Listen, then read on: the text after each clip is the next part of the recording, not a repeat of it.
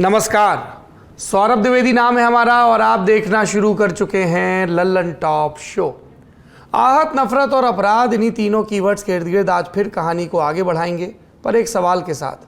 दुनिया की सबसे कमज़ोर चीज़ क्या है? साइंटिफिक एंगल से खोजेंगे तो हो सकता है जवाब पर वैज्ञानिकों के भीतर कुछ मतभेद हो, शास्त्रों के आधार पर चर्चा हो तो हो सकता है शास्त्रियों में मतभेद हो, लेकिन खबरों के एंगल से खोजा जाए तो एक ही जवाब सूझता है: भावनाएं। भावना ऐसी चीज़ है जो देश में हर दूसरे व्यक्ति की आहत हुई बैठी है।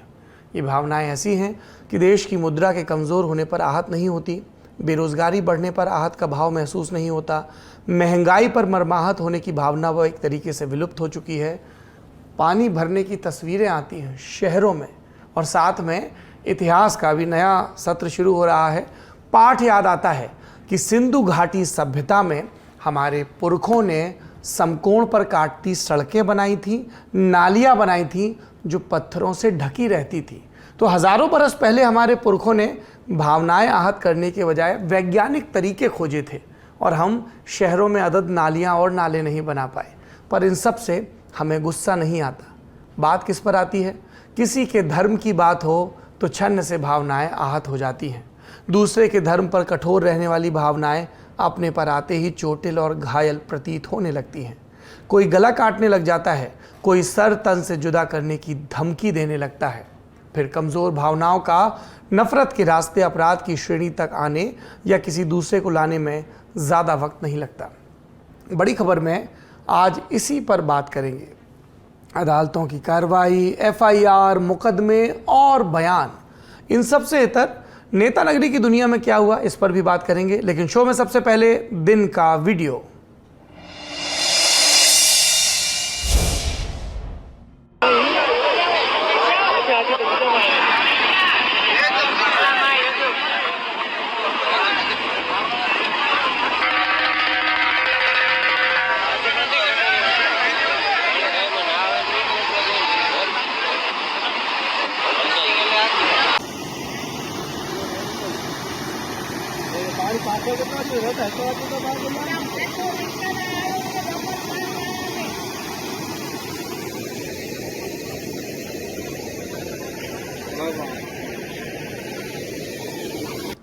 चौबीस घंटे पहले जहां खुशियां थीं, जयकारे लगाए जा रहे थे, लोग एक दूसरे को बधाइयां दे रहे थे, वहां मायूसी छा गई है। कहानी है गुजरात के कच्छ जिले में मौजूद मांडवी कस्बे की। 6 जुलाई को मांडवी के लोगों की खुशियों का उस वक्त ठिकाना नहीं रहा जब नर्मदा नदी से नहर के जरिए उनके इलाके में पानी पहुंचाया गया। नर्मदा जिले से 400 किलोमीटर की यात्रा कर पानी जब मांडवी के मोटकुबा कस्बे तक पहुंचा तो लोगों ने पूजा अर्चना की। गुजरात के मुख्यमंत्री भूपेंद्र पटेल ने ट्वीट कर इस घटना को प्रधानमंत्री मोदी के संकल्प से जोड़ा। लेकिन ये खुशी ज़्यादा देर तक टिकी नहीं और वह 24 घंटों के भीतर नहर का एक हिस्सा टूट गया। अचानक एक हिस्से के टूट जाने से आसपास के कई गांवों में नहर का पानी भर गया। स्थानीय लोगों का आरोप है कि नहर बनाने में भ्रष्टाचार हुआ, इसीलिए ये दिन देखना पड़ा।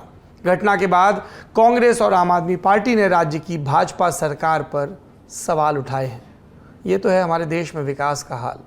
दिन के वीडियो के बाद अब सुर्खियों का रुख करते हैं।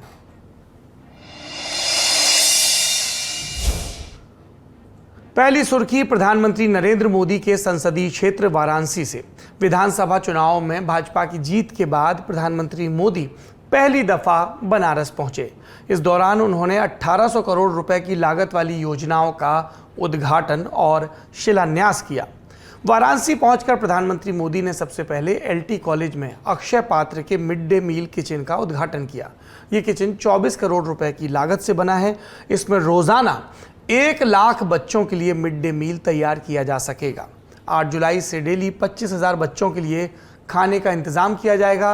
6 महीने बाद इसकी क्षमता बढ़ाकर 1 लाख कर दी जाएगी। इस बीच बच्चों से संवाद करते हुए एक पल ऐसा भी आया जब एक बच्चे ने अपने हुनर से प्रधानमंत्री मोदी का मन मोह लिया।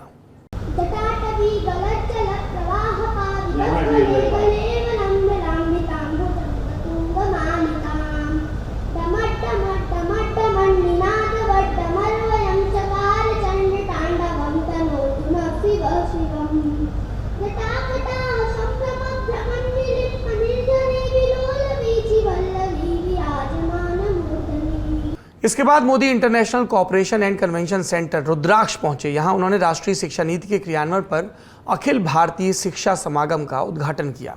3 दिन तक चलने वाले इस समागम में उच्च शिक्षा के बदलते परिदृश्य और राष्ट्रीय शिक्षा नीति 2020 को लागू करने के बारे में चर्चा होगी। इस मौके पर पीएम मोदी ने भी अपने विचार रखे। हमारे सभी शिक्षण संस्थानों को भी खुद से पूछने की जरूरत है कि क्या हम फ्यूचर रेडी हैं? मैं आज दिन बिता रहा हूं, एग्जाम ले रहा हूं, कॉन्वोकेशन कर रहा हूं। क्या यही मैं जिस पद पर हूं वही काम है? क्या मेरा काम यह है कि मैं ऐसी संस्थान खड़ी करके जाऊंगा कि आज जो बच्चा मेरे स्कूल कॉलेज में आएगा, आजादी के जब 100 साल होंगे, जब वो बहुत बड़ी महत्वपूर्ण भूमिका निभाता होगा, तब मेरा देश वहां पहुंचेगा। मैं वो व्यवस्था आज पैदा करके जाऊंगा। शिक्षा समागम के बाद प्रधानमंत्री मोदी वाराणसी के सिगरा में मौजूद डॉक्टर संपूर्णानंद स्पोर्ट्स स्टेडियम में पहुंचे। यहां पर उन्होंने 1774 करोड़ की लागत से कुल 43 विकास परियोजनाओं का लोकार्पण और शिलान्यास किया। इन योजनाओं में वाराणसी के नमो घाट का पुनर्विकास, दासपुर में 600 से अधिक EWS फ्लैट्स का निर्माण और शहर में जलापूर्ति और सीवरेज में सुधार संबंधी कार्य शामिल हैं। दूसरी सुर्खी पंजाब की राजधानी चंडीगढ़ से 7 जुलाई को पंजाब के मुख्यमंत्री भगवंत मान और डॉक्टर गुरप्रीत कौर की शादी मुख्यमंत्री आवास पर रीति रिवाज से संपन्न हुई। शादी में सीमित लोगों को न्योता दिया गया था। इस लिस्ट में दिल्ली के मुख्यमंत्री अरविंद केजरीवाल और आम आदमी पार्टी के नेता राघव चड्ढा और संजय सिंह का नाम भी शामिल था। परिवार समेत पंजाब पहुंचे केजरीवाल ने भगवंत मान की तरफ से एक पिता द्वारा शादी में की जाने वाली रस्मों को अदा किया। गुरप्रीत से भगवंत की मुलाकात साल 2019 में हुई थी। इसके बाद गुरप्रीत ने लोकसभा चुनाव के दौरान भी भगवंत मान के लिए प्रचार किया और इस साल जब वो सीएम बने तो शपथ ग्रहण में भी गुरप्रीत दिखाई दी थी। 32 साल की गुरप्रीत कौर पेशे से डॉक्टर हैं और उन्होंने हरियाणा के मार्कंडेश्वर आयुर्विज्ञान संस्थान से MBBS की पढ़ाई की है। 48 साल की भगवंत मान की ये दूसरी शादी है। इससे पहले वो अपनी पहली पत्नी इंद्रजीत कौर से साल 2015 में तलाक ले चुके हैं। फिलहाल इंद्रजीत अपने एक बेटा और बेटी के साथ अमेरिका में रहती हैं। अगली सुर्खी का संबंध है इस साल के अंत में होने वाली G20 समिट से। भारत ने G20 समिट के लिए नीति आयोग के पूर्व CEO अमिताभ कांत को नया शेरपा बनाया। इस पद पर वो भारत सरकार में केंद्रीय मंत्री पीयूष गोयल की जगह लेंगे। शेरपा G7 और G20 शिखर सम्मेलनों में किसी देश के प्रमुख या उस देश की सरकार के प्रमुख का एक व्यक्तिगत प्रतिनिधि होता है। इन बैठकों में शेरपा सम्मेलन होते हैं जहां कई तरह के संभावित समझौते निर्धारित किए जाते हैं। मीडिया रिपोर्ट्स की माने तो पीयूष गोयल पर राज्यसभा के नेता समेत अन्य महत्वपूर्ण जिम्मेदारियां हैं और संभावना है कि भारत इस साल G20 की अध्यक्षता करे। ऐसे में भारत को एक फुल टाइम शेरपा की जरूरत है। इसीलिए नीति आयोग के पूर्व CEO अमिताभ कांत को ये नियुक्ति मिली है। आपको बता दें कि अमिताभ कांत लगभग 6 साल तक नीति आयोग के CEO रहे और पिछले महीने उनका एक्सटेंशन भी खत्म हो चुका था। अगली सुर्खी का रुख करते हैं। ये महाराष्ट्र से जुड़ी हुई है। सियासी उठापटक जारी है। उद्धव ठाकरे को झटके पर झटके लग रहे हैं। खबरें आ रही हैं कि उनकी पार्टी के 18 सांसदों में से कम 12 नए हुक्मरान की तरफ देख रहे हैं। एकनाथ शिंदे के खेमे में जा सकते हैं। अभी सुगबुगाहट है। फिर यह भी खबर आई कि एक सांसद ने उद्धव से आह्वान कर दिया कि वो द्रौपदी मुर्मू का समर्थन करें, बाल ठाकरे की लेगेसी को फॉलो करें, जिन्होंने पार्टी लाइन से इतर प्रतिभा पाटिल और प्रणब मुखर्जी का समर्थन किया था। दूसरी खबर लोकसभा के मोर्चे से आई शिवसेना के संदर्भ में, जब पार्टी के चीफ विप के पद से भावना को हटाकर, एक सांसद को हटाकर राजन जो दूसरे लोकसभा सांसद हैं उनको नियुक्त कर दिया गया। तीसरा बड़ा झटका आया एकनाथ शिंदे के स्ट्रांग होल्ड ठाणे से। ठाणे की नगर निगम में शिवसेना के 67 में से 66 पार्षद एकनाथ शिंदे गुट में शामिल हो गए। मीडिया रिपोर्ट्स की माने तो शिवसेना के इन सभी पार्षदों ने मुख्यमंत्री एकनाथ शिंदे के आवास पर जाकर उनसे मुलाकात की थी। उद्धव ठाकरे के लिए सब बड़ा झटका इसलिए है क्योंकि बृहन मुंबई नगर पालिका के बाद ठाणे नगर निगम महाराष्ट्र की दूसरी सबसे बड़ी और अहम निगम है। कुछ समय पहले ही ठाणे नगर निगम का कार्यकाल पूरा हुआ है और अब चुनाव होने वाले हैं। ऐसे में शिवसेना का गढ़ माने जाने वाले जो इलाके हैं वहाँ पर एकनाथ गुट की ये बढ़त ठाकरे गुट के लिए संकट का विषय है। महाराष्ट्र से एक आखिरी खबर ये है कि मुख्यमंत्री एकनाथ शिंदे ने कार्यभार संभाल लिया है। जी, उन्होंने मुख्यमंत्री की शपथ ले ली थी, लेकिन सीएमओ में जाकर, मुख्यमंत्री दफ्तर में जाकर कार्यभार नहीं संभाला था। पार्षद से अपना सफर शुरू करने वाले शिंदे अब मुख्यमंत्री हैं। तस्वीरों में उनके साथ नए नवेले उप मुख्यमंत्री देवेंद्र फडणवीस भी नजर आए। अगली सुर्खी, ये कांग्रेस नेता राज बब्बर से जुड़ी है, जिन्हें आज लखनऊ की एमपी एमएलए कोर्ट ने 2 साल की सजा सुनाई। इसके अलावा राज बब्बर पर 8500 रुपए का जुर्माना भी लगाया गया। कांग्रेस नेता राज बब्बर को जिस केस में एमपी एमएलए कोर्ट ने सजा सुनाई है, वो मामला साल 1996 का है। तब मतदान अधिकारी श्री कृष्ण सिंह राणा ने थाना वजीरगंज में सपा प्रत्याशी राज बब्बर और अरविंद यादव समेत कई लोगों के विरुद्ध रिपोर्ट दर्ज कराई थी। बब्बर पर आरोप था कि उन्होंने समर्थकों संग मतदान स्थल पर जाकर सरकारी कामकाज को प्रभावित किया और ड्यूटी पर मौजूद लोगों से दुर्व्यवहार और मारपीट की। हालांकि सजा सुनाए जाने के बाद कोर्ट से राज बब्बर को जमानत मिल चुकी है। माना जा रहा है कि निचली अदालत के फैसले के खिलाफ राज बब्बर ऊपरी अदालत में जा सकते हैं। आखिरी सुर्खी, देश की एयरलाइंस इंडस्ट्री में एक नया प्लेयर आ गया है। शेयर बाजार के दिग्गज निवेशक राकेश झुंझुनवाला समर्थित एयरलाइन आकाशा एयर को डीजीसीए से लाइसेंस मिल चुका है। आकाशा एयर ने अपने आधिकारिक ट्विटर अकाउंट से लाइसेंस मिलने की पुष्टि करते हुए खुशी जताई है। अब ऐसा माना जा रहा है कि जुलाई के आखिरी सप्ताह तक आकाशा एयर की पहली कमर्शियल उड़ान शुरू हो जाएगी। साथ ही टिकटों की बुकिंग प्रक्रिया को लेकर 15 जुलाई का अनुमान लगाया जा रहा है। अगले 5 बरस में कंपनी ने 72 विमानों को अपने बेड़े में शामिल करने का लक्ष्य रखा है। तो एक तरफ स्पाइस जेट है जो परेशान है अपनी खराब सर्विसेज के चलते और जिसे डीजीसीए की तरफ से नोटिस भी मिला है, और दूसरी तरफ इस नई उड़ान की बात। ये थी सुर्खियां। अब चलते हैं दिन की बड़ी खबर की तरफ। बड़ी खबर में बात हम 2 विषयों पर करेंगे जो एक दूसरे से कहीं ना कहीं जुड़े भी हैं। नूपुर शर्मा का बयान, उसके बाद एक वर्ग की आहत भावनाएं, और उसके बाद फिल्म मेकर लीना का पोस्टर और दूसरे वर्ग की भावनाएं और उस पर बयान। पहला मामला फिल्म काली के पोस्टर विवाद से जुड़ा है। कनाडा में लीना मणिमेकलई ने अपनी फिल्म के पोस्टर में काली मां के स्वरूप जैसा कैरेक्टर दिखाया, जो उन्होंने खुद अभिनीत किया। बहुत लोगों की भावनाएं आहत हुई। उनके खिलाफ देश के अलग अलग थानों में मुकदमा भी दर्ज हुआ।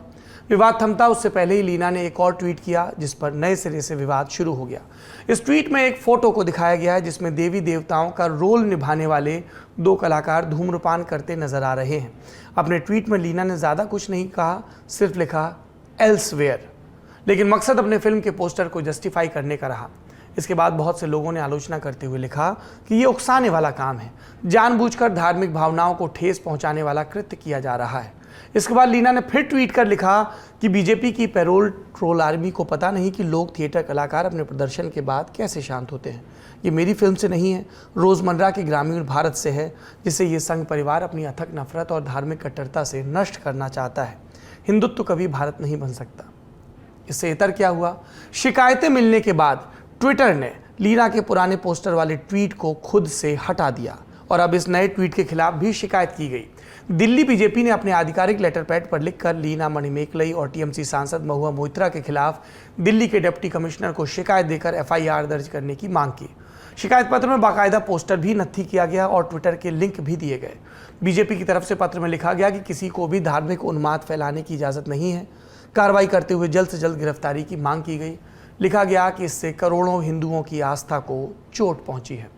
लीना फिलहाल कनाडा में है। देश में मचे बवाल के बाद उन्होंने कहा कि वो सेफ महसूस नहीं कर रही। लिखा, it feels like the whole nation that has now deteriorated from the largest democracy to the largest hate machine wants to censor me. I do not feel safe anywhere at this moment. Leena ने आरोप लगाया कि उनको प्रतिबंधित किया जा रहा है। दूसरी तरफ लीना के समर्थन में तर्क देने वाली टीएमसी सांसद महुआ मोइत्रा के बयान से उनकी पार्टी ने तो किनारा किया ही, आज पार्टी सुप्रीमो और बंगाल की मुख्यमंत्री ममता बनर्जी ने उन्हें नसीहत भी दे दी। उन्होंने महुआ मोइत्रा को हिदायत दी कि हमें जन भावनाओं का सम्मान करना चाहिए। उधर जिस फिल्म फेस्टिवल में लीना की फिल्म को दिखाया जा रहा था, उसने भी इसके प्रदर्शन से इनकार कर दिया है। दूसरा मामला अल्ट न्यूज़ के को फाउंडर मोहम्मद जुबैर से जुड़ा हुआ है। मोहम्मद जुबैर को दिल्ली पुलिस ने एक 4 साल पुराने ट्वीट के मामले में गिरफ्तार किया था। एक ऋषिकेश मुखर्जी की फिल्म का सीन ट्वीट करने पर ट्विटर यूजर की भावनाएं आहत हुई। उसने शिकायत दर्ज कराई और मामला आगे बढ़ा। आज मोहम्मद जुबैर को यूपी के सीतापुर की अदालत में पेश किया गया। उन पर सीतापुर में भी एक मामला दर्ज है। ये मामला क्या है? जुबैर को खैराबाद के महंत बजरंग मुनि के खिलाफ टिप्पणी करने के मामले में सोमवार को दिल्ली से सीतापुर जिला न्यायालय लाया गया था। बजरंग मुनि की तरफ से मुस्लिम महिलाओं पर दिए गए विवादित बयान के बाद जुबैर ने उन्हें हेट मॉन्गर यानी नफरत फैलाने वाला कहा था, जिसके विरोध में एक हिंदूवादी संगठन के जिलाध्यक्ष भगवान शरण ने खैराबाद थाने में बीते जून में केस दर्ज कराया था। आरोप है कि जुबैर ने महंत को सिर्फ इसलिए गलत कहा ताकि धार्मिक भावनाएं भड़क जाएं। मुकदमा दर्ज हुआ और पेशी हुई तो सीतापुर की निचली अदालत ने 14 दिन की न्यायिक हिरासत में भेज दिया। इसके बाद जुबैर ने अपनी जान के लिए खतरा जताते हुए गुरुवार को हाईकोर्ट में, माफ करिएगा, सुप्रीम कोर्ट का दरवाजा खटखटाया। धार्मिक भावनाओं को आहत करने के मामले में उत्तर प्रदेश पुलिस द्वारा उनके खिलाफ दर्ज एफआईआर को रद्द करने की मांग की गई।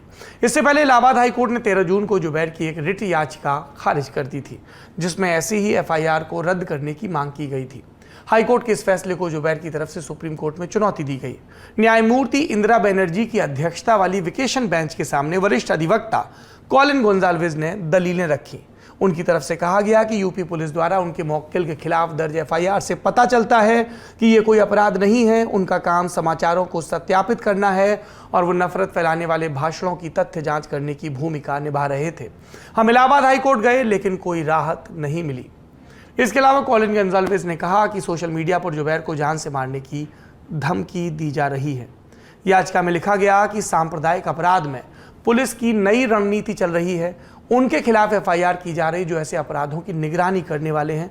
गलत काम करने वालों के खिलाफ पुलिस की निष्क्रियता का विरोध करने वाले सभी धर्मनिरपेक्ष तत्व इसमें शामिल हैं। इस समाज में धर्मनिरपेक्ष व्यक्तियों की अभिव्यक्ति की स्वतंत्रता का गला घोंटने के इरादे से किया जाता है।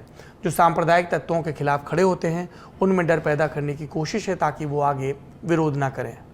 अदालत से हस्तक्षेप की मांग करते हुए याचिका में कहा गया कि अदालत को इस नई रणनीति को समझना चाहिए। धर्मनिरपेक्ष सामाजिक सक्रियता सांप्रदायिकता के खिलाफ खड़े होने में सबसे अहम भूमिका निभाती है। ये भी कहा गया कि जुबैर का काम वास्तव में गलत समाचारों को रोकने में मदद करता है, गलत सूचनाओं को खारिज करता है, जो अक्सर तनाव और हिंसा का कारण बनने में सक्षम होती हैं। ऐसी प्राथमिकी केवल याचिकाकर्ता को परेशान करने और उसे अपना काम करने से रोकने, हतोत्साहित करने और धमकी देने के उद्देश्य से दर्ज की गई है। जुबैर के वकील की दलीलें सुनने के बाद जस्टिस इंदिरा बनर्जी ने मामले की सुनवाई के लिए हामी भर दी। पीठ ने आश्वासन दिया कि अगर चीफ जस्टिस ऑफ इंडिया ने इसे मंजूरी दी तो इस मामले को सूचीबद्ध किया जाएगा। जुबैर का मामला अंतर्राष्ट्रीय पटल पर भी उठा। जर्मनी के विदेश मंत्रालय की प्रेस कॉन्फ्रेंस के दौरान एक सवाल पूछा गया। डॉयचे वेले के संपादक रिचर्ड वॉल्कर ने पूछा कि जर्मनी दुनिया भर में पत्रकारों के फ्रीडम की बात करता है तो इस मामले में खामोश क्यों है। इस पर जर्मनी के विदेश मंत्रालय की तरफ से कहा गया कि भारत खुद को दुनिया का सबसे बड़ा लोकतंत्र बताता है, इसलिए अभिव्यक्ति और प्रेस की स्वतंत्रता जैसे लोकतांत्रिक मूल्यों को वहां जगह दिए जाने की उम्मीद की जा सकती है। विदेश मंत्रालय के प्रवक्ता ने कहा कि हम निश्चित रूप से अभिव्यक्ति की स्वतंत्रता और पूरी दुनिया में प्रेस की स्वतंत्रता के लिए प्रतिबद्ध हैं। ये एक बहुत ही महत्वपूर्ण मुद्दा है और ये भारत पर भी लागू होता है। स्वतंत्र रिपोर्टिंग किसी भी समाज के लिए फायदेमंद है और प्रतिबंध चिंता का कारण है। बात को आगे बढ़ाते हुए कहा गया कि पत्रकारों को उनके कहने और लिखने के लिए सताया और कैद नहीं किया जाना चाहिए। हम इस मामले को लेकर अवगत हैं और नई दिल्ली में हमारा दूतावास इस पर कड़ी नज़र बनाए हुए है। उस मामले पर यूरोपियन यूनियन के भागीदारों के साथ भी संपर्क में है।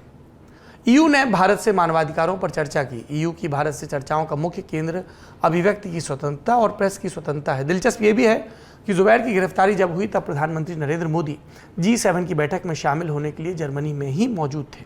G7 देशों के साथ लोकतांत्रिक मूल्यों पर प्रतिबद्धता की बात भी हुई थी। वैसे इन मूल्यों की चर्चा के बीच विषयांतर न हो तो हम वापस से आहत वाले विषय पर लौट कर आते हैं। बीजेपी की पूर्व प्रवक्ता के बयान से मुस्लिम धर्म को मानने वालों के एक बड़े हिस्से की भावनाएं आहत हुई। एफआईआर हुई, विरोध प्रदर्शन हुआ जिसमें हिंसा भी हुई और उसके बाद शुरू हुआ गुंडई और आतंकवाद का दौर, सर काटने का दौर और उससे जुड़े हुए और भी भड़कीले बयान। अंतर्राष्ट्रीय स्तर पर राजनयिक संवाद भी हुए, लेकिन हद तब हो गई जब मजहब के नाम पर उदयपुर में कन्हैया लाल का गला काट दिया गया। अमरावती में उमेश कोल्हे को भी इसी के नाम पर मार दिया गया। उसके बाद भी बात खत्म नहीं हुई। नूपुर शर्मा को जान से मारने की धमकी दी जा रही है। अजमेर में ख्वाजा निजामुद्दीन चिश्ती की दरगाह के खादिम सलमान चिश्ती का वीडियो हमने आपको दिखाया था। पुलिस गिरफ्तार भी कर चुकी है। पर इन सब के बीच अशोक गहलोत के नेतृत्व वाले राजस्थान में पुलिस का रवैया सवालों के घेरे में पिछले 24 घंटे से आ रहा है। आरोप है कि गिरफ्तारी के वक्त सलमान चिश्ती से एक पुलिस वाले ने कहा कि बोल दो नशे में था, बच जाओगे। कहा गया कि पुलिस आरोपी का बचाव कर रही है। इस पर राजस्थान पुलिस की सोशल मीडिया पर लानत मलानत भी हुई और सफाई आई कि वो आवाज़ किसकी ये साफ नहीं। पर मामला बिगड़ता देख सीओ संदीप सारस्वत को दरगाह थाने से हटा दिया गया। अब सवाल ये कि आखिर पुलिस ने आरोपी के कान में नशे वाली बात क्यों कही, और अगर नहीं कही थी तो फिर ये ट्रांसफ़र की कार्रवाई क्यों हुई, और सरकार इस पर टालम टोल क्यों कर रही है। इन सवालों का जवाब भी मांगा जाएगा। आपने गौर किया होगा, ये सारी खबरें भावनाओं पर आधारित हैं। किसी की भावनाएं आहत होती हैं तो वो थाने पहुंचता है, फिर मामला अदालत, हाई कोर्ट, सुप्रीम कोर्ट तक। यहाँ तक ठीक है क्योंकि यहाँ तक बातें संविधान के दायरे में हो रही हैं, लेकिन जब सर तन से जुदा वाली बात होती है या गला काटने वाली या गृह मंत्री जी देखने वाली बात होती है, तब मामला बिगड़ जाता है। आपने देखा होगा, बीते कई दिनों से हमारा न्याय तंत्र भावनाओं से डील कर रहा है। अर्जेंट मैटर बताकर सुनवाई की मांग की जा रही है। सिर्फ सुप्रीम कोर्ट में 70,000 से ज़्यादा केस पेंडिंग हैं, जिसमें EWS समेत कई अति महत्वपूर्ण मामले लंबित हैं। देश के जजेस बता रहे हैं कि जज साहबों की कितनी कमी है, कहां कहां पर नियुक्तियां लंबित हैं। और पेंडिंग केसेस की बात करें तो संख्या कुल मिलाकर 4.5 करोड़ के पार पहुंच जाती है। और इन सब के बीच क्या हो रहा है? जो हो रहा है आपके सामने है, इस पर सोचिएगा। आज के शो में इतना ही। अपना और अपनों का ख्याल रखिए। शुक्रिया। शुभ रात्रि।